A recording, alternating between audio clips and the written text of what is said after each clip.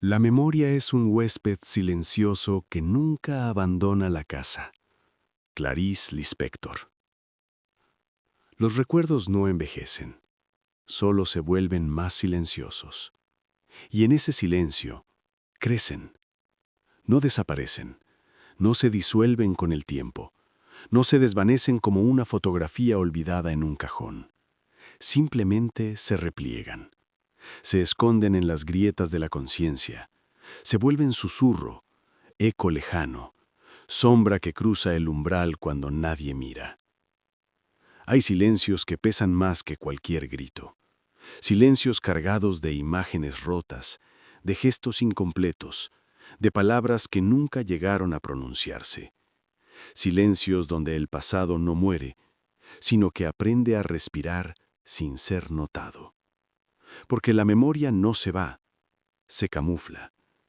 Habita los pliegues del cuerpo, se filtra en los sueños, se cuela en la manera en que evitamos ciertas miradas, en la rigidez de una mandíbula, en la contracción involuntaria de los hombros, en esa incomodidad inexplicable que emerge en medio de un día aparentemente ordinario. Los recuerdos no envejecen, solo se vuelven más silenciosos. Y ese silencio no es paz, es contención. Es una marea contenida tras un dique frágil. Vivimos rodeados de una narrativa que glorifica el olvido, que celebra la superación como un acto de borrado, como si la herida pudiera cerrarse sin dejar marca, como si el dolor, al no ser nombrado, dejara de existir. Pero la herida no se borra, se cubre, y bajo la máscara de la normalidad, late. Late con un pulso irregular, late como un eco en el abismo. Hay recuerdos que no sabemos que recordamos, imágenes enterradas tan profundamente que ya no las reconocemos como propias, pero ellas nos reconocen a nosotros. Saben cuándo intervenir, saben cuándo torcer nuestras decisiones, saben cuándo sembrar miedo, desconfianza, distancia. No los llamamos recuerdos, los llamamos carácter, personalidad, instinto. Pero son cicatrices invisibles, narrativas inconclusas, historias que no alcanzaron una forma consciente y por eso continúan escribiéndose en el cuerpo. Cada repetición es una llamada. Cada patrón que se repite es un mensaje cifrado. Cada vínculo que fracasa de la misma manera es una puerta que insiste en abrirse hacia el mismo pasillo oscuro. No porque seamos incapaces de cambiar, sino porque hay memorias que aún no han sido escuchadas. La memoria no es un archivo muerto, es un organismo vivo. Se transforma, se adapta, aprende a hablar en otros lenguajes cuando el lenguaje directo es demasiado doloroso. Se convierte en tensión muscular, en insomnio, en ansiedad sin causa aparente, en un cansancio que no se va con el descanso, en una tristeza sin objeto claro. Y así, lo que fue vivido en un instante se estira durante décadas, infiltrándose en cada gesto cotidiano. Los recuerdos no envejecen, solo se vuelven más silenciosos, y en ese silencio gobiernan.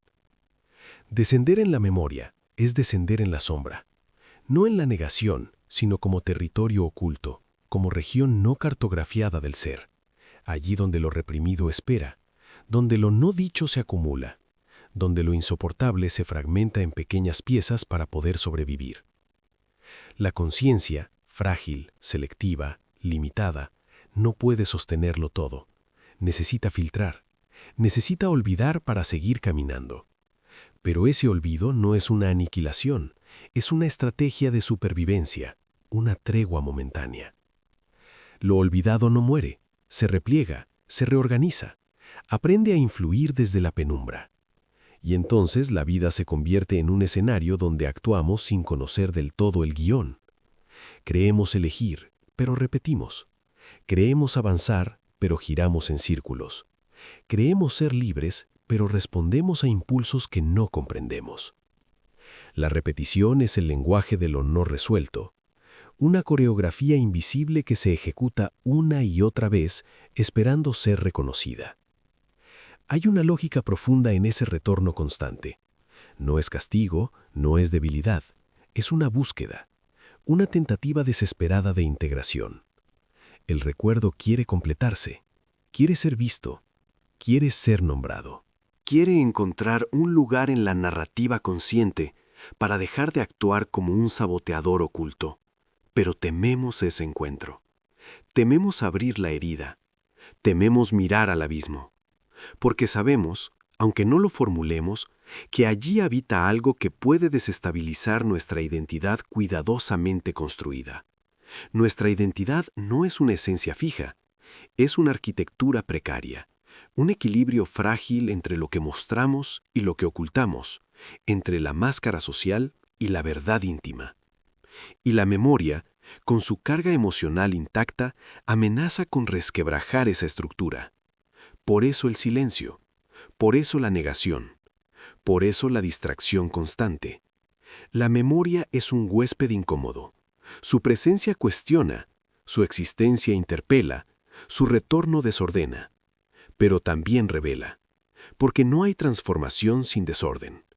No hay conciencia sin fractura, no hay profundidad sin caída. Descender en la memoria es permitir que la identidad se fisure. Es aceptar que no somos un relato coherente, sino una constelación de fragmentos, momentos superpuestos, ecos de experiencias que aún vibran bajo la piel. Somos, en gran medida, lo que no recordamos. Nuestros miedos más persistentes no nacen en el presente, se originan en escenas remotas, en gestos aparentemente insignificantes, en atmósferas emocionales que moldearon nuestra forma de percibir el mundo. La memoria no guarda solo hechos, guarda climas, tonos, sensaciones. El cuerpo recuerda lo que la mente olvida. Cada reacción desproporcionada, cada bloqueo inexplicable, cada impulso autodestructivo, es una carta enviada desde un pasado que aún no ha sido escuchado. Y así, caminamos sobre un campo minado de significados ocultos, activando detonaciones emocionales sin comprender su origen.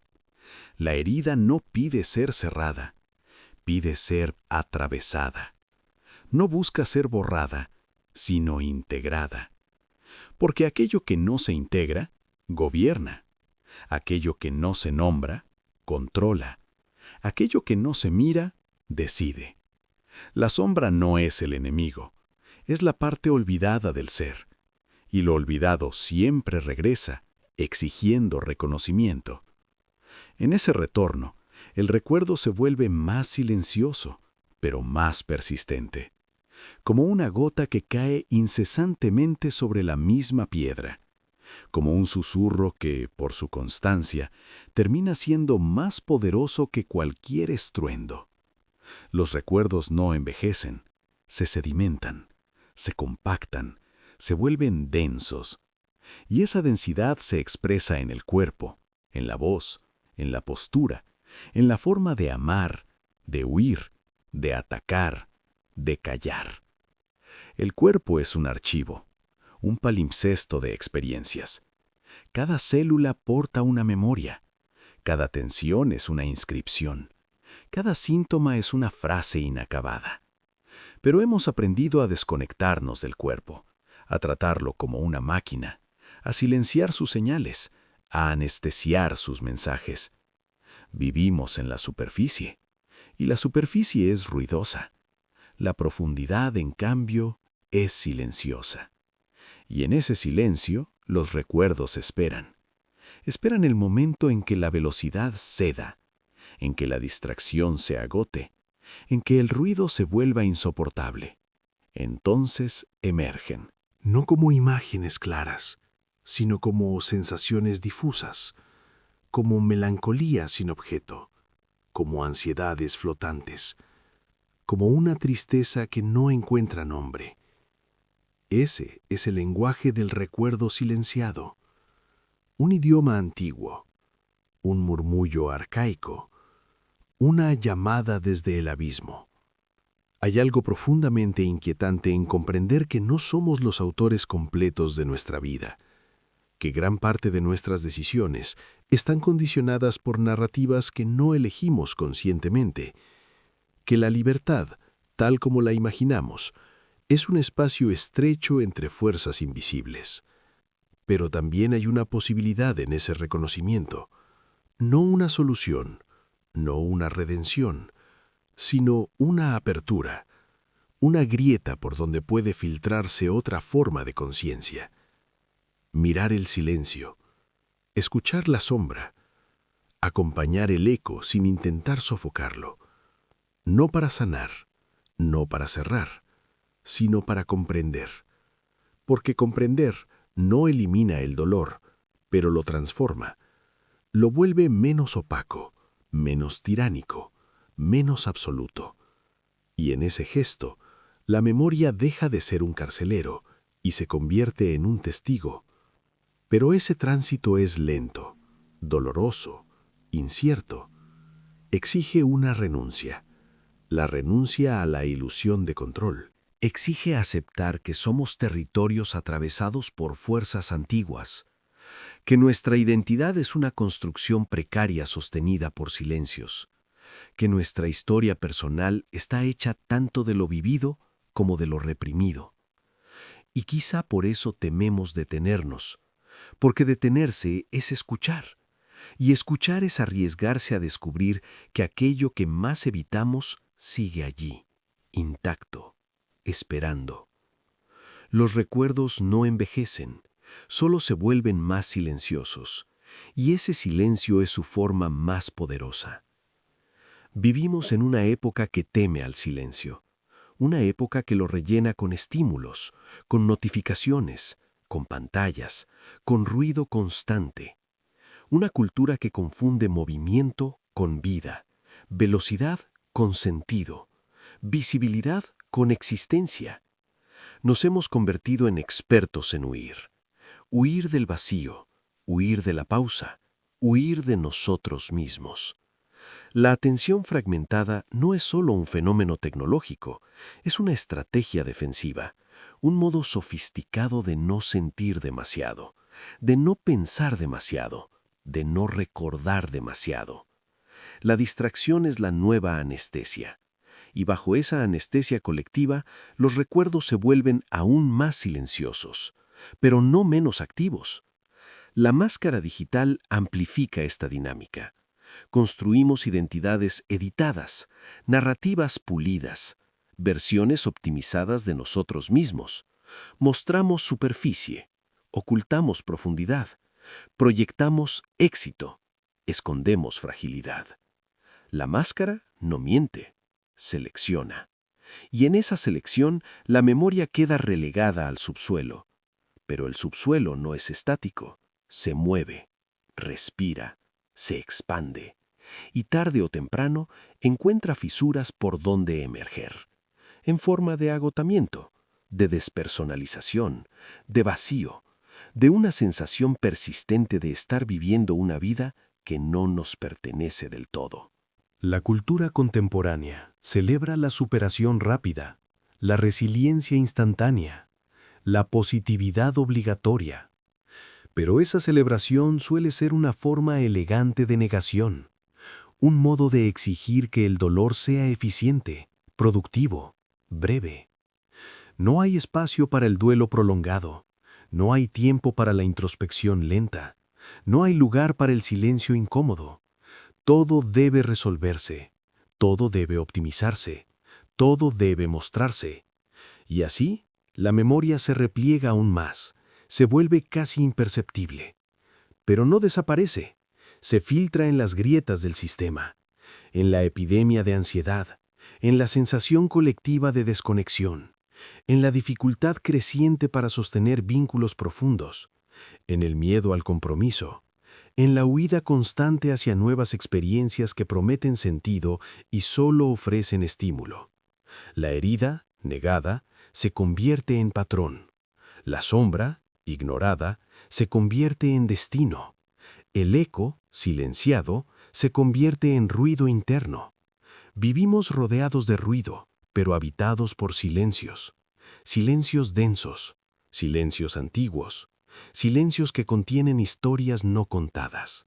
Y en medio de esa saturación, olvidar se vuelve una forma de supervivencia, pero también una forma de exilio, porque al olvidar partes esenciales de nuestra historia, nos exiliamos de nosotros mismos. Nos volvemos extranjeros en nuestra propia vida. Habitamos cuerpos que no comprendemos del todo. Reaccionamos a impulsos que nos resultan ajenos y llamamos normalidad a ese extrañamiento. Quizá por eso el cansancio contemporáneo no es solo físico, es ontológico. Es un cansancio del ser, un agotamiento que no se resuelve durmiendo más, produciendo menos o viajando lejos.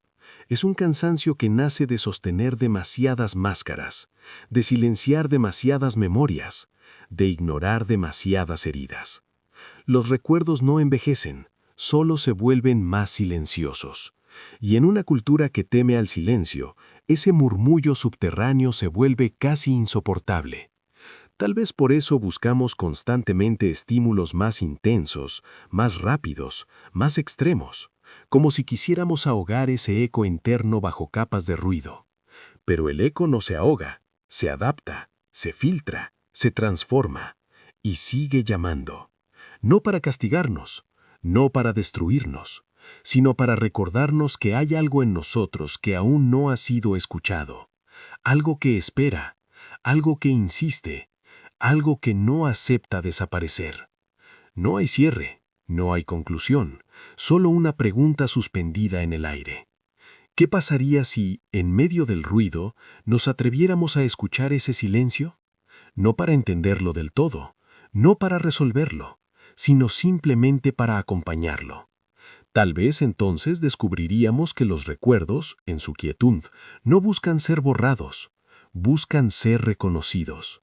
Y en ese reconocimiento algo se desplaza, algo se afloja, algo respira. Pero el abismo permanece, la sombra sigue allí, la herida no se cierra, el eco continúa. Porque vivir no es sanar, es aprender a habitar el temblor, a convivir con el silencio, a caminar sabiendo que llevamos dentro un archivo infinito de memorias que no envejecen, que no mueren, que no se disuelven, solo se vuelven más silenciosas.